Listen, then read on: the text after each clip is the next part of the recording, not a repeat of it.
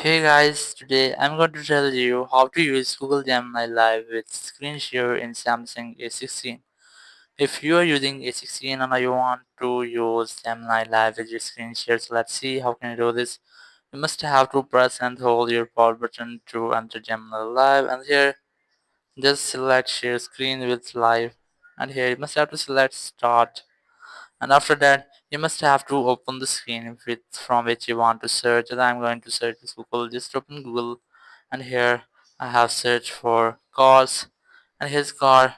You must have to tap on the car image, and here you can easily ask about the image from Gemini. Just asking that, hey Gemini, what is in this image, so it will tell you about that.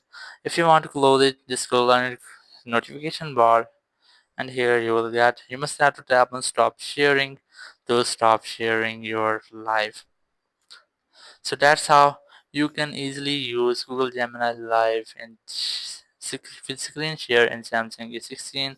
Thank you very much for watching the video. Until next video, bye bye.